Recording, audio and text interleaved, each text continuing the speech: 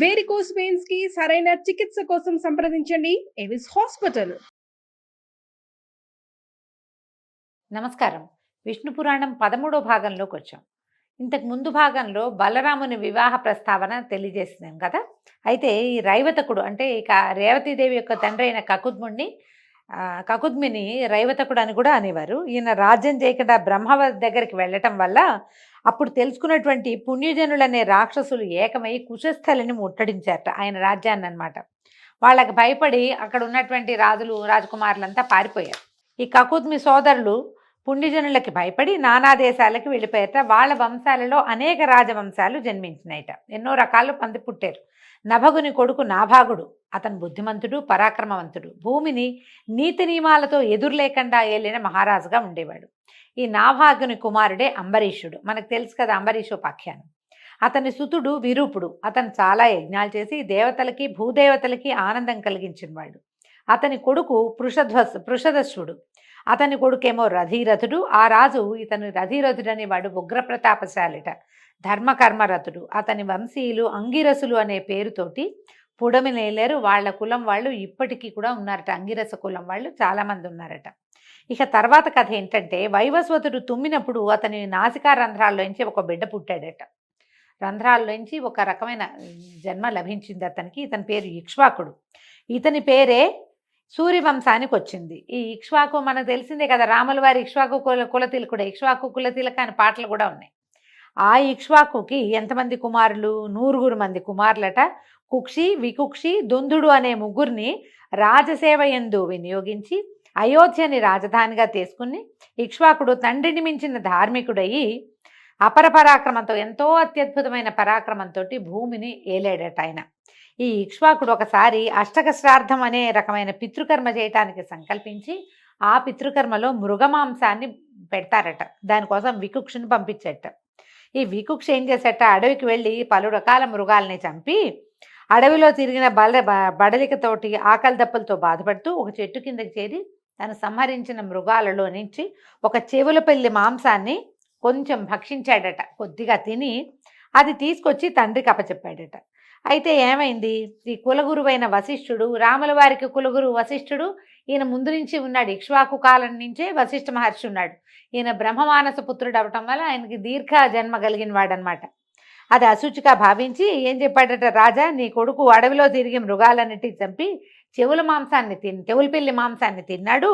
అది మిగిలింది తెచ్చి నీకు ఇచ్చాడు. ఎంగిలి పదార్థాన్ని పితృకర్మకి ఉపయోగించకూడదు కదా, మరి నువ్వు చూడు ఇది అశుచి అయినది ఎట్లా ఉపయోగపడుస్తావు అని కేకలేశాడు. అది విన్న తర్వాత ఇక్ష్వాకుడు కోపించి కొడుక్కి చీవాట్లు పెట్టి తనే అడవికి వెళ్ళి మృగాల్ని చంపి మాంసం తెచ్చి వశిష్ఠాదుల మెప్పుతోటి ఒక పితృక్రియ, ఇదేదో ప్రత్యేకమైన క్రియ అండి. సాధారణంగా మాంసం తింటారు అలా చెప్పలేం మనం. వీళ్ళు ప్రత్యేకంగా కొన్ని విధులలో మాత్రమే ఇది జరిగేదట. కృతయుగం నాటి గాథ కాబట్టి దీని మీద మనం ఏమంటారంటే లాజిక్ తోటి మాట్లాడకపోవటమే మంచిది. అయితే ఈ శశమాంస భక్షకుడైనటువంటి వికుక్షిని శశాదుడు అనే పేరుతోటి పిలిచేవాళ్ళట. తండ్రి తర్వాత పరిపాలకుడై ధర్మ మార్గాన ఏలుబడి సాగించాడు. అశ్వమేధ యాగాలు నిరాటంకంగా చేశాడు. శత్రువన్న వాడిని నామరూపాలతో కూడా ఉంచలేదట. అట్లా విరాజిల్లి పురంజయుడు అనేటువంటి తన కొడుక్కి పట్టం కట్టి ఆయన తపశ్చర్యకి వెళ్ళిపోయాడు. మనం ఈ రాజుల గాథల్లో ఇదొక విచిత్రమైన విషయం చూస్తామండి. వీళ్ళు ఎంత బలము, పరాక్రమము, శౌర్యము ఎంత చూపిస్తారో, ఎన్ని రకాల యుద్ధాలు చేస్తారో, ఎంత రాజ్య వ్యాప్తి చేస్తారో, ఎన్ని యజ్ఞాలు హోమాలు చేస్తారో. ఒకే ఒక్క రోజుతోటి కుమారుడికి పట్టాభిషేకం చేయటం, మర్నాడు నారబట్టలు కట్టుకుని వెళ్ళిపోతారండి. నిన్నటి దాకా అంత తీవ్రమైన అధికార దాహంతో ఉన్నట్టుగా ఉన్నవాళ్ళు ఒక్క రోజులో వాళ్ళ ప్రవృత్తిని మార్చేసుకుంటారు. సంసార లంపటాన్ని వదిలిపెట్టేయగలుగుతారు. ఈ రకమైన డిటాచ్మెంట్ తెలుసుకోవటం కోసమే మనం పురాణాలు వినాలి. పురంజయుడు ఎలాంటి కష్ట నష్టాలు లేని విశిష్ట ధర్మ మార్గాన దొరతనాన్ని చెల్లించాడు. ఆ కాలంలో సురులకి అసురులకి ఘోరమైన యుద్ధం జరిగిందట, దేవతలకి రాక్షసులకి.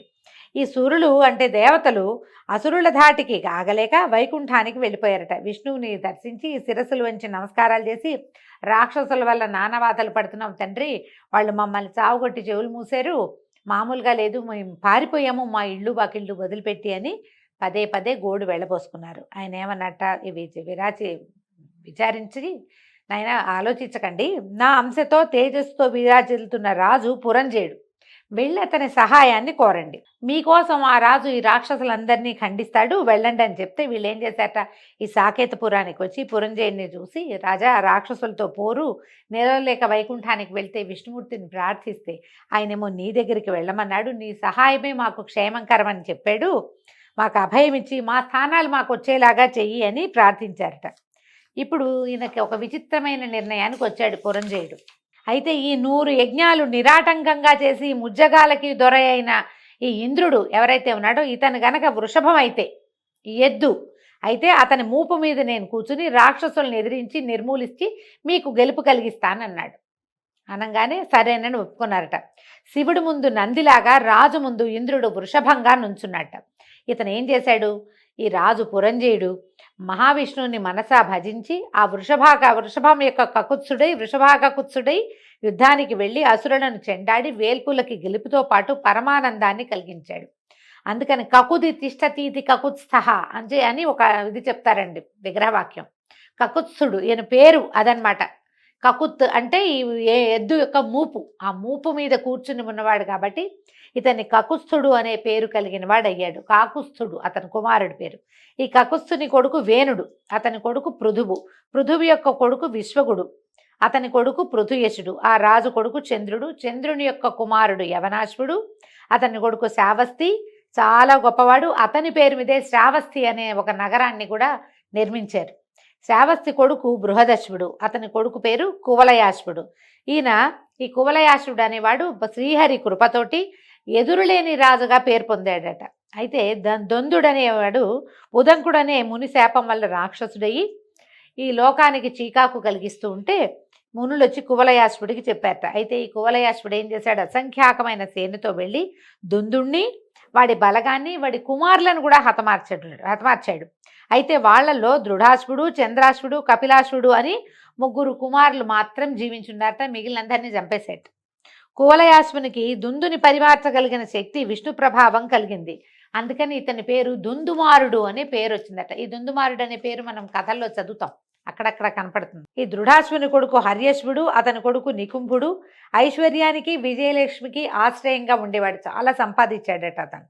అతని కొడుకు అహిపశ్వుడు, వాడి కొడుకు కృతాశ్వుడు, వాని కొడుకు ప్రసేనజిత్తు, వాని కొడుకు యువనాశ్వుడు. అతను ధర్మశీలుడుగా చాలా ప్రసిద్ధి పొందాడు. మధ్య మధ్యలో చూడండి, ఒక్కొక్కళ్ళు ధర్మశీలుడుగా, ఐశ్వర్యవంతులుగా, శౌర్య ప్రతాపాలకి ఆటపట్టుగా ఉన్నవాళ్ళు ప్రత్యేకంగా చెప్తున్నారు. అయితే ఇతనికి యువనాశ్వుడికి సంతానం లేదట చాలా కాలం. ఒకసారి ఏమనుకున్నాడంటే, ఏ కొరత లేని ఐశ్వర్యంతో ఇవి అన్నీ ఉన్నాయి, నాకు కొరత లేదు ఐశ్వర్యానికి, శత్రువుల్ని అడవులకి కొండలకి పంపించాం, ముల్లోకాల్లోనూ కీర్తి చంద్రికలు వ్యాపింపజేశాము, ఇవన్నీ ఎందుకు, సంతానం లేదు. మన పై తరాల వాళ్ళందరికీ ఒక్కొక్కడు ఇద్దరిద్దరు ముగ్గురు సంతానంగా కలిగి భూమిని ఏలి తాత తండ్రుల పేరు నిలబెట్టి వాళ్ళకేదో నీళ్లు వదిలిపెట్టి ఏదో ఒకటి చేశారు. నేను ఇలా ఏమీ లేదు, ఇప్పుడు సంతానం కలకపోతే ఏంటి, లోకులు హీనంగా చూస్తారు, లక్ష్య పెట్టరు, వాళ్ళకి పుణ్యగతులు ఉండవు. అడవి మృగమయం పుట్టడం కన్నా బిడ్డలు లేనివాడు బతుకు ఇంకా నీచమైన బతుకు.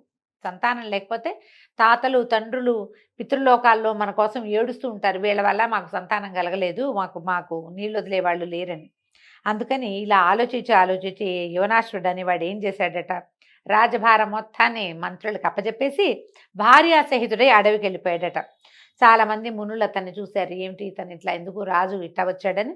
కొంతమంది జాలిపడి పలకరించారు, రాజా సర్వం విడిచి ఇలా అడవికి వచ్చి కొడుకు కోసం మలమలమాడుతూ తపస్సు చేయటం ఎందుకు, ప్రార్థనలతోటి దేవతల్ని వేడటం నిష్ఫలం నాయన, మేము నీ కొడుకు కనగాలని వైష్ణవమైన యజ్ఞం చేస్తాం, తప్పకుండా నీకు శుభలక్షణ లక్షితుడైన కుమారుడు కలుగుతాడని నచ్చజెప్పి పుత్రకామేష్టి చేయించారట. పుత్రకామేష్టి చేస్తే ఏమైంది, సమాప్తి అయిపోయింది. యాగం అయిపోయాక మంత్రపూతమైన నీరు ఒక పాత్రలో పెట్టి దాన్ని వేదిక మీద పెట్టారట. అందరూ నిద్రపోయారు. ఇంకా అప్పటికి చాలా అర్ధరాత్రి అయిపోయింది. ఆ మొత్తం యజ్ఞజలం అంతా ఒక చోట చేర్చి నిద్రపోయారు. అర్ధరాత్రి అందరూ గాఢ నిద్రలో ఉండగా ఈ యువనాశ్వుడు అనేవాడు ఉపవాస శ్రమతో అలసి తొలసి దప్పిక చేత వేదిక దగ్గరికి వచ్చి దాని మీద ఉన్న కలసం తీసి ఆ నీరు తాగి వెళ్ళి పడుకున్నాడట. మంచినీళ్ళు ఏమీ కనపడలేదు. వీళ్ళు ఒక దొప్పలాంటి దాంట్లో పోసిపెట్టిన నీళ్లు చూసి అవి తాగే నీళ్లుగా భావించి నీళ్లు తాగేశాడు.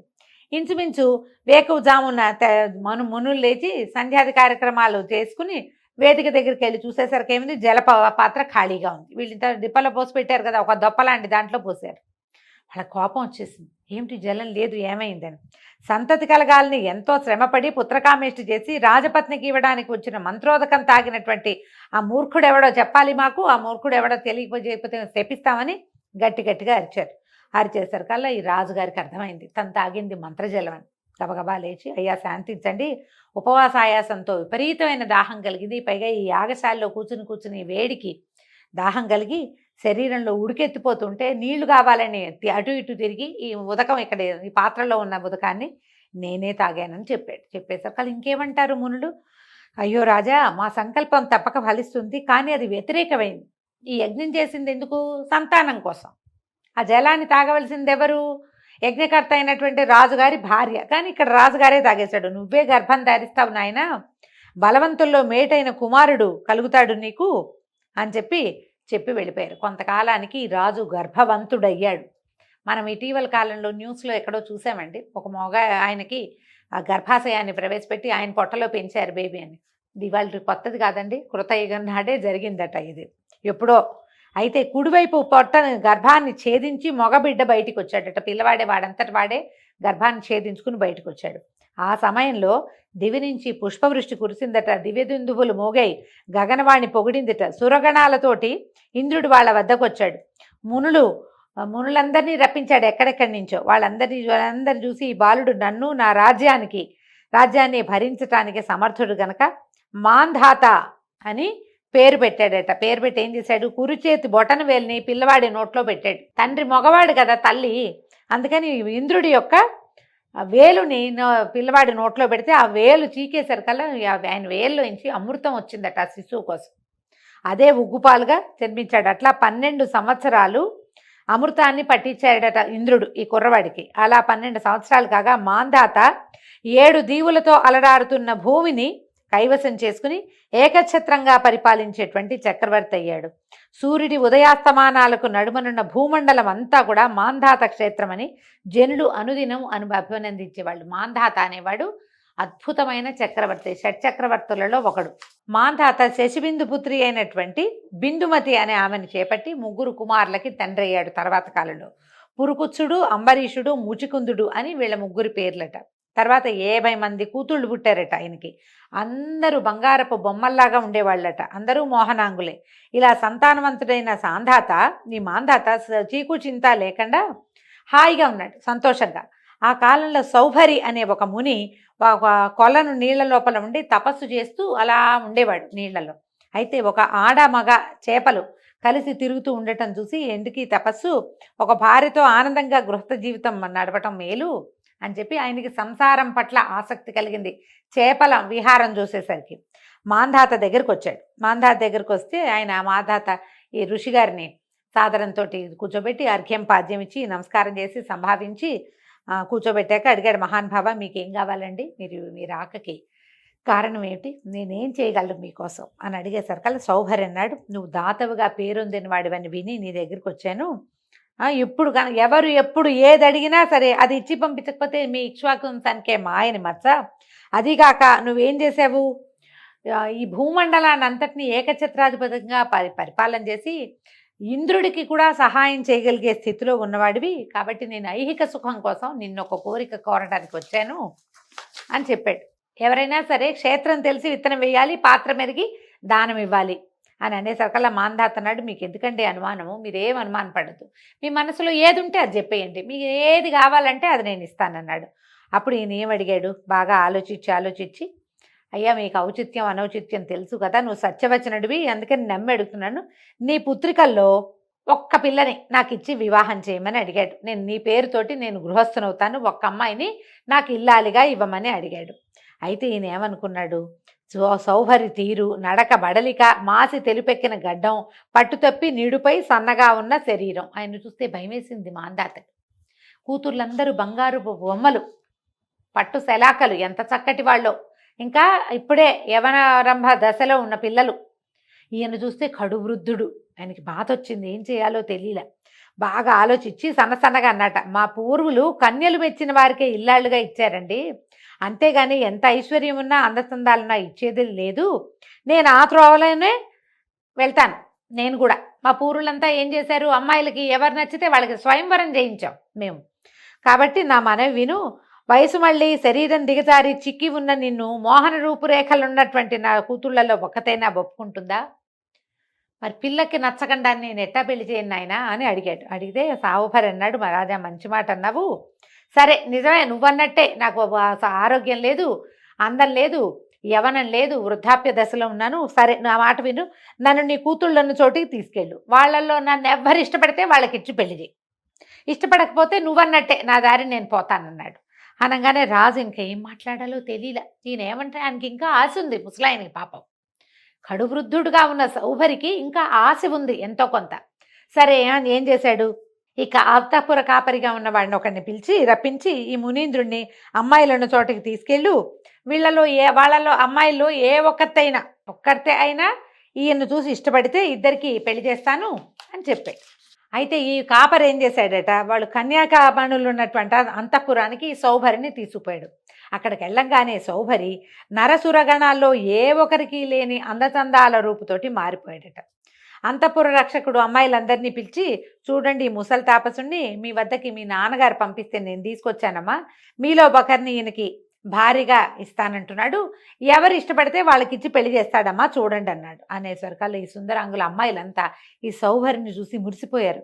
నేనంటే నేను, నన్నంటే నన్ను అని ఒకరిని మించి ఒకళ్ళు వాదులాడడం మొదలుపెట్టారు.